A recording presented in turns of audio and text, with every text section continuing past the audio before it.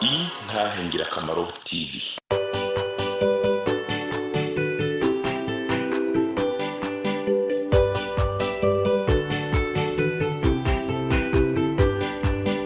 Umwami Yesu arindeze niwatanga amajambo umunyabyaha ngo renguka umva iby'ubugingo atugirira ubuntu akatwiyegereza amajambo meza cane yo kunera umunezero niyo meza ndayakunda ntahatanezera.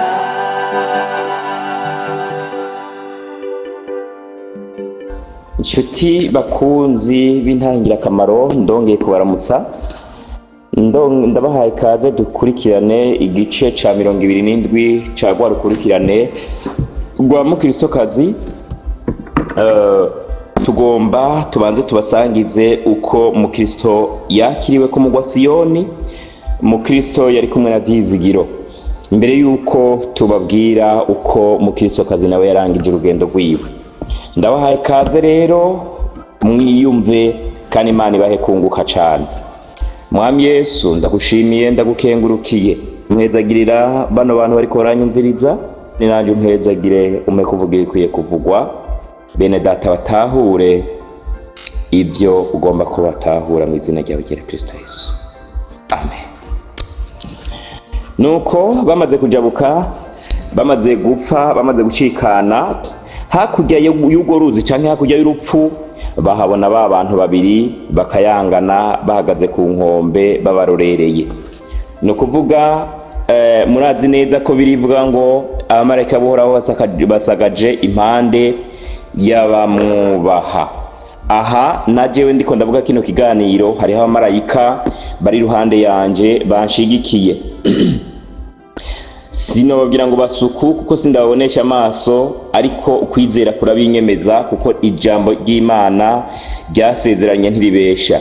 Bivanye n'umuntu impano yiwe, hari ushobora kubabona ariko je turiko turavugana ntabo mbona, ariko ico nzi neza nuko hatabaye bo canke hatabaye mu ijambo rimwe, hatabaye uburinzi bw'Imana, ibindi ko ndakora sinoshobora kubikora. Rero abo hageze mu rupfu bigaragara ko baca bakureka bakakubwira ati aha ni wewe wikoca, hanyuma urenganya urupfu nibo baca bagutora bakakudugana bakagushikana mu ijuru. Hari abantu bigeze kuvuga ngo none ijuru riri hehe? Ijuru iri hejuru iyo. Uvuze ngo hejuru iyo nuko aha hejuru y'ibicu hariho ikindi kirere. Indege igurutse iyo igeze hejuru hari igihe ubona ibicu umengo ni matera, umengo usohotse mu idirisha ry'indege umengo wo kwiryamira ku bicu, kuko ubona umengo ni ikintu kiri solide gifadika. Hejuru yo hari ikindi kirere, ukabona n'ibindi bicu bindi hejuru. Kandi iyo uri mu kirere hari igihe ubona ibicu imbere kure, ukabona umengo ni imisozi, ukabona umengo ni iyindi si, ariko biba ari ibicu. Hejuru kandi hejuru ni ijuru riri. Abamarayika barakudugana rero bakakugezayo, kandi ibyo byose si bifata umwanya muremure, oya, kuko ari ibintu bikorwa mu mpwemu, ni ibintu bikorwa mu kanya gato. Ariko iyo umuntu ari muri iyo mpwemu arabibona ko ari ibintu bifasha umwanya, bishobora kuvuga ibyo aba yabonye muri urwo rugendo ashobora kubivuga iminsi, ariko ibikoretse muri ico kiringo bishobora gukoreka mu kanya gatoya. Muri uyu mwanya umuntu ukabona agiye ku buryo agarutse inyuma y'iminota 3 ashobora kukubwira ibyo yabonye, kabikubwira amasaha menshi. Ni nkuko kandi ashobora kugenda akamara iminsi 3 nkuko byigeze kuba kuwitwa Aziza Christine, wewe akabona yuko byatwaye nk'isaha imwe cyangwa iminota 30, ariko abamubonye kugwa mu mubiri bakabona hari haciye iminsi. Nuko iby'imwemu rero biranyuranye n'iby'umubiri.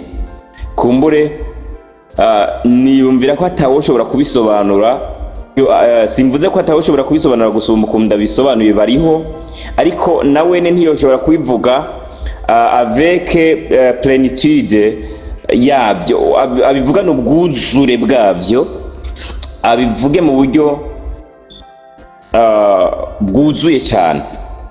Bovuga gace, je mvuza ka uwundi azovuga kandi, ariko twese tuzovuga gace, ariko tugeze mu ijuru niho tuzomenya ukuri kose kwabyo.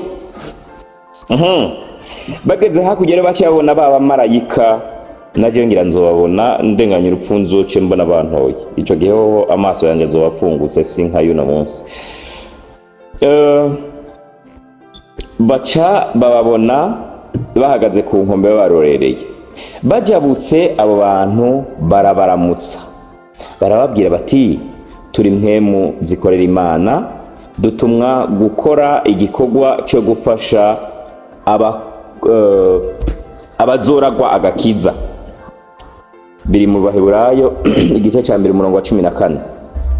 Nuko bajyana inzira ija kuri cya kirimba, kandi uwo mugwa Siyoni wari wubatswe ku musozi muremure cyane, ariko izo ngenzi zawuduze bitazigoye, kuko babandi bakayangana bagenda babafasha amaboko. Kandi muri rwa ruzi bari basizeyo impuzu zabo, ariyo mibiri yabo yo gupfa. Kuko naho bavogereye bayambaye, bajabutse batakiyambaye. Nico catumye baduga banyaruka cane, naho amatanguriro uwo mugwa wubatswe ko yari hejuru y'ibicu. Nuko baraduga baca mu kirere, bagenda baganira ibyiza banezerejwe nuko bajabutse rwaruza amahoro, kandi bakaba bari kumwe nabo bera bakayangana. Imana nishimwe. Bagenda barayaga iby'ubwiza bw'uwo mugwa, babandi bakayangana bababwira yuko ubwiza n'icubahiro byaho bitagira uko byovugwa. Sifa kwa Mungu. Mu gice nabahaye ku munsi wa iki gice ndagikoze itariki 9 z'ukwa 12 2025, hari igice c'intahe ya Nibizi Marie Chantal nabahaye. Ni ntahe imaze imyaka ishika nk'itanu canke 4 iri kuri chaîne z'umuco wera, kuhongena ngaba ndabagarukanira ibyo bagirira akamaro. Chantal ageze mu ijuru, bamubwiye ati ibi nibanze, uko wegera imbere ni kubona ibyiza byinshi. Ndabifurije kuzogerayo. Ago Imana ibahezagire. Barabarira bati uwo mugwa niwo musozi Siyoni. Yerusalemu ho mu ijuru hariyo n'ikoraniro rikuru ry'isinzi ry'abamarayika n'impwemu z'abagororotsi batunganijwe rwose. Murajya muri paradiso y'Imana, murabonayo ca giti c'ubugingo, mujye kuvyamyeko. Imana nidufashe. Inyigisho za Adventiste ntizemera iparadiso, zivuga yuko umuntu apfuye abasinziriye azozugwa ku munsi w'umuzuko. Iyo ubabajije uti none kubera iki Yesu yabwiye cya gisuma ati uyu munsi urabana, ndakubwira ukuri, uyu munsi urabana nanje muri paradiso, wigeze kuba ariko arasobanura sinibuka ko cari igitabo ntambara ihambaye, sinibuka igitabo yariko arasigura ico ari cyo, hari mu myaka za 2015 14 gutyo. Narisa abagenzi bakora kuri radio Agakiza, inyigisho za Adventiste narazikurikirana cyane ku bwabo bagenzi. Narifise umujournaliste yitwa Fred Shimirimana ari inshuti yanje, akaba ari karanyumviriza ndamuramukije. Rero uwigeze kuba ari arasobanura uyu murongo yaciye avuga ngo iyaba byakunda nari kwimura agakwabu ahantu bari bakwiye kwandika ngo ndakubwira ukuri uyu munsi. Urumva handitse ngo ndakubwira ukuri nkumvirgire sinibuka ko ari hiri nyene, ndakubwira ukuri uyu munsi urabana nanje muri paradiso. Yaciye agira ati yari ahantu bari kuvuga ngo ndakubwira ukuri uyu munsi uzobana nanje muri paradiso. Ariko rero kandi ikindi naco mu nyigisho zabo no mu myemerere yabo nkuko washingiye cyane kubitwa Ellen G.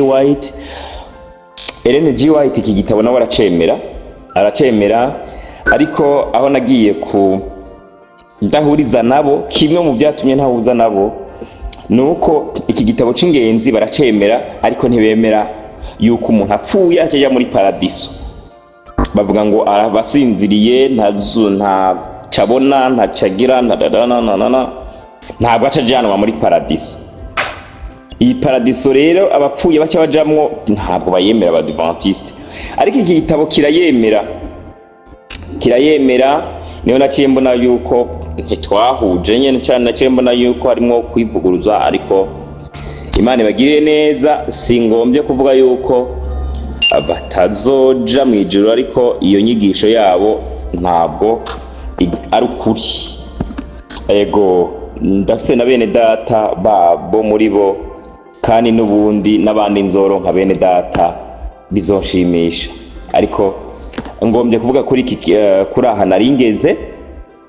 Bamubwiye ngo urumva bapfuye uwo munsi, baciye bamubwira bariko baraduga muri ico kiganiro, bagenda baraganira, umuntu agiye kugwa mu mubiri, impwemu yiwe abamareka baca baza bakayitora. Donc muri ubwo rugendo bariko barafatanya. Twebwe hajya tuja gushingura umuntu mu mwirimbi canke mu kaburi, impwemu yoyo ibifise ahandi hantu iri kiraja, mbere birashoboka ko iba yanashitse kera, kuko ako kanya nyene agikugwa mu mubiri abagiye, nta guhagarara.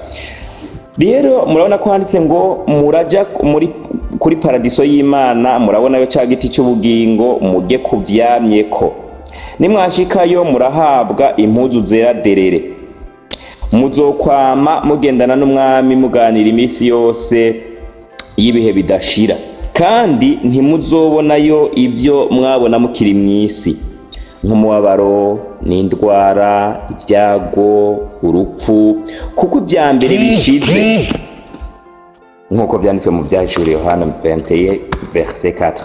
Musangayo Aburahamu na Isaka na Yakobo n'abavugishwa n'Imana. Ni ukuvuga bariya bose bari muri paradiso y'Imana, abadutanguriye bamugisha bose n'abandi n'Aburahamu, abo Imana yakuye mu isi y'umubabaro ikabashikana mu mahoro no mu buruhukiro bwayo, kuko bakiri mu isi umuntu wese muri bo yagendera mu nzira igororotse.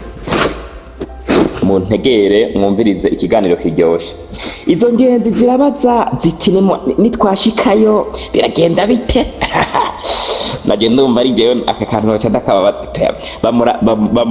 bamuramvungurira gatoya.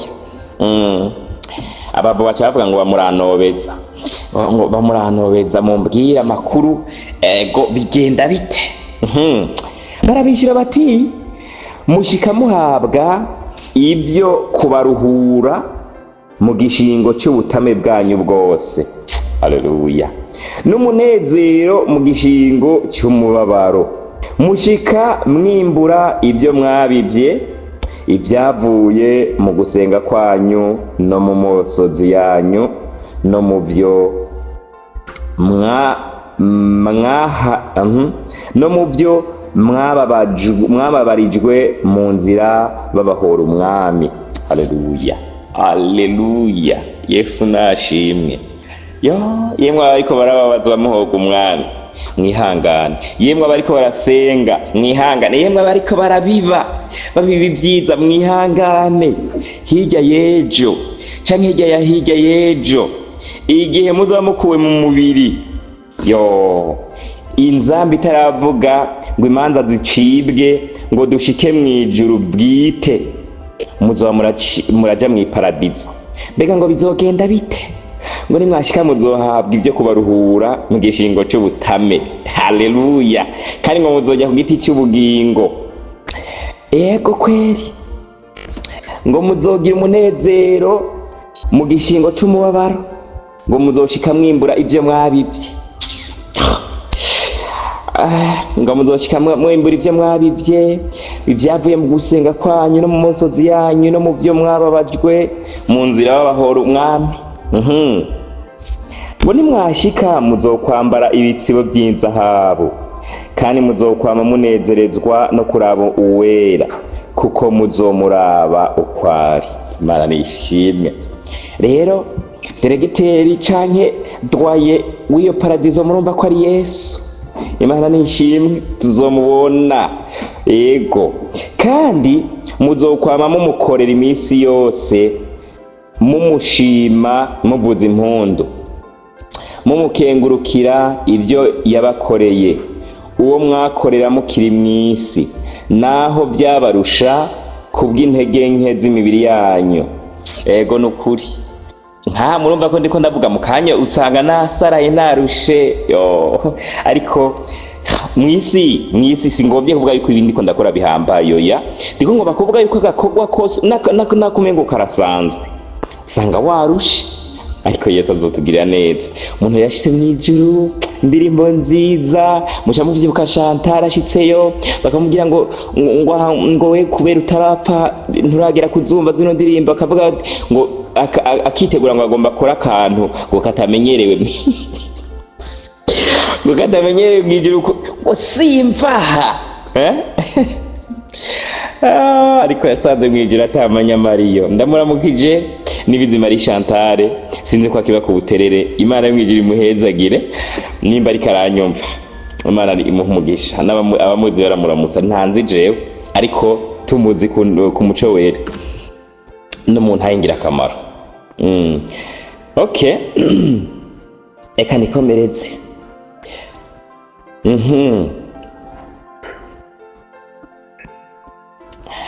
Amaso yanyu azonezezwa no kuraba ushobora byose, n'amatwi yanyu kumva ijwi ryiwe ryiza.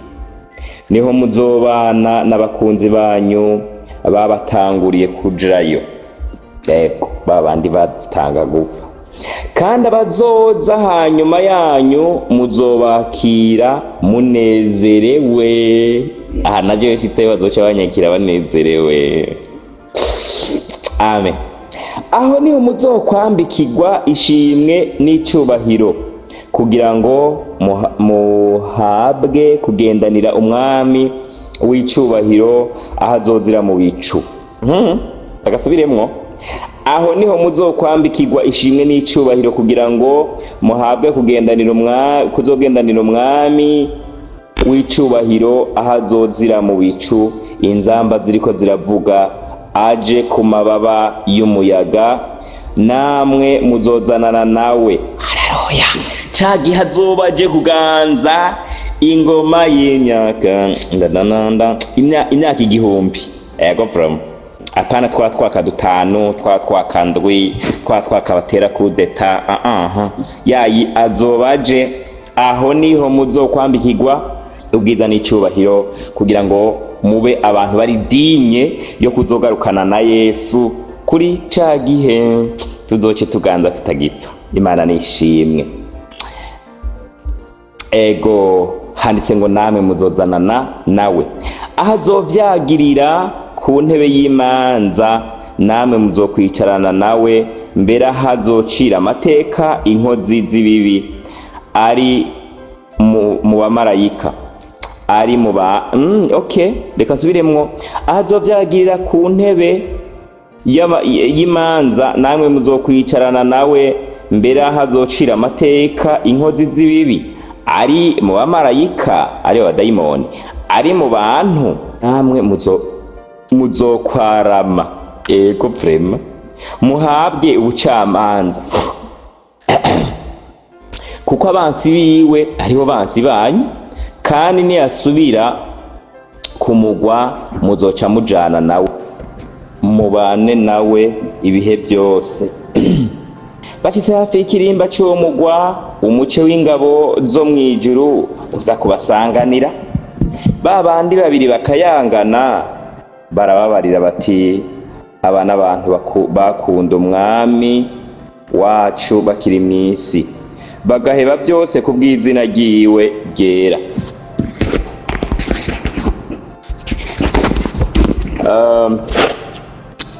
Natwe yadutumye kubazana, none ngaba turabashikanye kugira ngo birabire umucunguzi wabo mu nyonga hiwe banezerwe. Amen. Nuko izo ngabo zo mw'ijuru zivuga ijwi rirenga ziti, hahirwa abatorewe gutaha ubukwe bwa wa mwagazi. Maze haca haza abanyenzamba z'umwami benshi kubasanganira, bambaye impuzu zera zikayangana, bazivuza bahuza neza, ijwi ryose riritabiriza. Ijuru ryose, ijuru ryose riritabiriza. Amen. Abo baramutse, abo baramutsa mu Kristo na mugenzi we Vyizigiro, bababarira badahengeshanya bati, murakaza yemwe abavuye mw'isi, bavuza impundu n'inzamba. Aha rero utiyumvira mwene da uriko uranyumviriza yuko babigiriye aba bonyene, niko umuntu wese akuwe mu mubiri bamugenza. Nico gituma kenshi abantu Imana ijanye mwihishurirwa kubereka ivy'ijuru, benshi batashimishwa no kugaruka, benshi bashaka kwigumirayo nkuko mwavyumvise kuri Chantal, maze babakikiza impande zose, bamwe babaja imbere abandi inyuma, abandi babaja iburyo abandi ibumoso, bagenda babavugiriza inzamba mu majwi arenga meza. Haleluya, haleluya, haleluya. Uwari kubibona yari kugira ngo ijuru ubwaryo ryamanutse riza kubasanganira. Uko niko bajanye nabo, bavuza inzamba vuba na vuba n'umunezero, bafise akamwemwe mu maso, ngo bereke mu Kristo na mugenzi we ingene bibanejereje kubakira no kubasanganira. Mbere abo bantu bompi umunezero bari bafise basa naho bamaze gushika mw'ijuru, naho batari bwahashike. Ariko Mana we, Chantal muri nyine bamubwiye ati, ibubona ibi ni intango, uko wegera imbere niko harushaho kuba heza.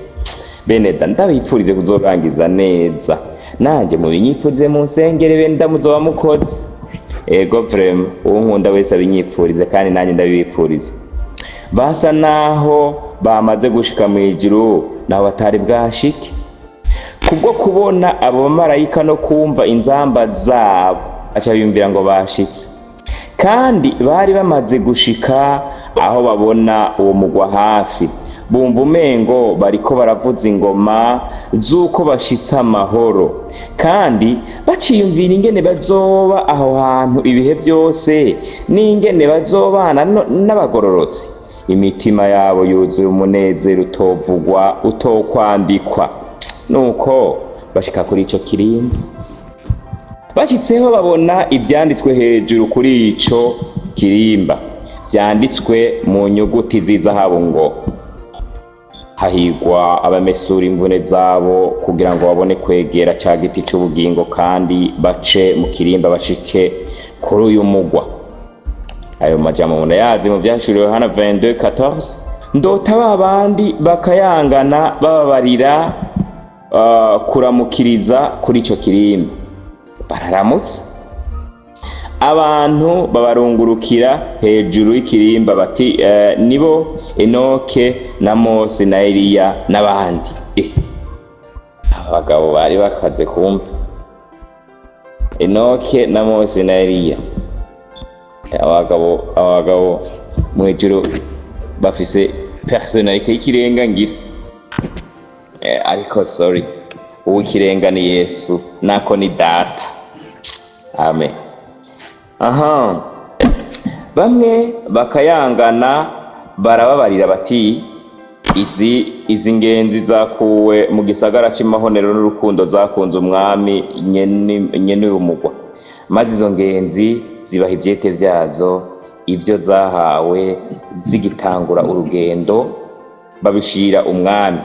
Nawe amaze kubisoma araza, arabaza ati ba nyene vyo bari hehe? Bati bahagaze ku kirimba.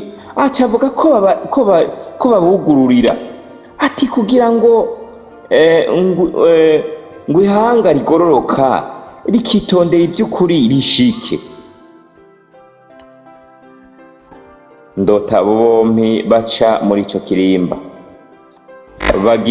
bagishika ishusho yabo ihinduka ukundi, bambikwa impuzu zikayangana nk'inzahabu.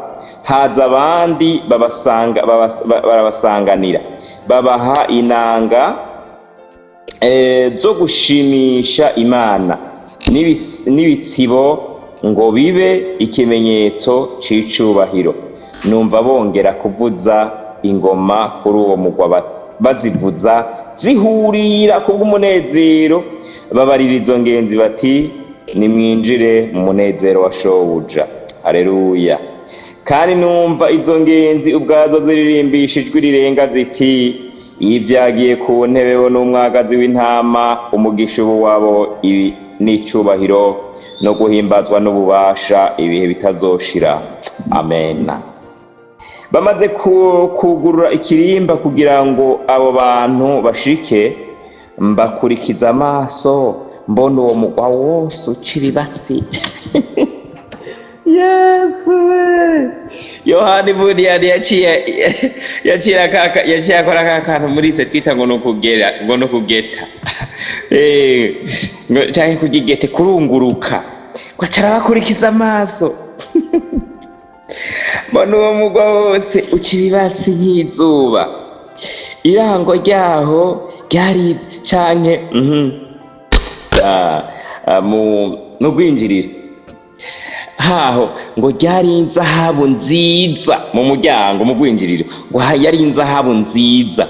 Mbona abantu benshi bagendagenda muri ico gipangu bambaye ibitsibo mu mitwe, bafise amashami y'ibigazi mu minwe, n'inanga z'inzahabu zo gucuraranga, baririmba indirimbo z'ishimwe. Bamwe muri bo bari bafise amababa, babarirana badahengeshanya bati uwera, uwera, uwera niwe mwami wacu. Maze bugara ico kirimba, mbibonye nipfuza kubanayo nabo. Haleluya. Naje nciye ndavyipfuza. Imana izoduhe kugerayo bene data. Nguku uko mu Kristo na byizigiro bakiriwe ku mugwa wo mwijuru, kandi ibi si byari byagenewe uriya mugabo n'uriya mugenzi we, ibi byagenewe jewe na wewe. Twese nuku bizogenda. Ndabipfurije kugerayo, nanje Imana yo mwijuru ndayirangamirije amaso yanje, ndayiteza amaboko, ndayinginze kuzompa kugerayo. Reka dusenge. Mwami Yesu, ndagushimiye cyane, ndagukengurukiye, izina ryawe nirihabwa icubahiro. Urakoze muri kino gihe cya 27 naco twumvise, tukweretse n'ibice biri imbere, kandi ndasenze kugira ngo bazogenda bavyumva bose bagende bagira umugisha. Sengeye n'umuhinga w'ivyuma Eliya, ukomeze kumurinda ibitero by'umwansi, ukomeze kumuha kugira amagara meza, ukomeze kumurinda cyane, urinde abakozi bose b'intangira akamaro, urinde bene data bose. Reka dufate kano kanya dusengerere hamwe mwene data Albert, namugirire neza, ahari urahazi, turamusengeye, uramuzigama, uramutabara, uzoba ukoze nitwongera kumwumva no kumubona, uzoba ukoze Mana. Dusavye gutyo mu izina rya Kristo Yesu, amen. Abatabizi, Albert muramusengera, tumaze iminsi tutarumva makuru yiwe. Murazi gukunda kuduha ubutumwa bwiza, murazi ko ari umusirikare, amaze iminsi ari Kongo, kandi murazi ibintu biri muri Kongo muri no minsi ingene bimeze. Abashobora kuba bariko baranyumviriza bashobora kuba babizi kurusha jewe, no kumusengera rero tuzonezerwa twongeye kumwumva adushikiriza ibiganiro. Imana yo mwijuru itanga amahoro, Imana yo mwijuru igira icikoze kugira ngo iriya ntambara Imana bihimbaye ihagarare, kuko hapfiramwo abantu benshi, baba abakongomani, baba abarundi canke abandi tudashobora kumenya niyo baba baturuka, ariko amaraso yose aseseka. Imana mu ijuru bihimbaye izobihagarike. Nuko kunda ibiganiro vya Albert, muramusengera, Imana ibahezagire. Ukaba nawe ufise intahe wifuza gutanga cyangwa izindi nyigisho cyangwa ugomba kuduhuza n'ubifise, twandikire kuri ino nimero ya WhatsApp 68 884 981 68 804 canke 68 42 14 47 68 42 14 kaze twiteze intahe zivuye muri mwebwe kugira natwe tuzisangiza abandi. Izina rya Yesu rirusheho guhabwa icubahiro. Kaze, Imana ibahezagire. Niyo meza ndayakunda.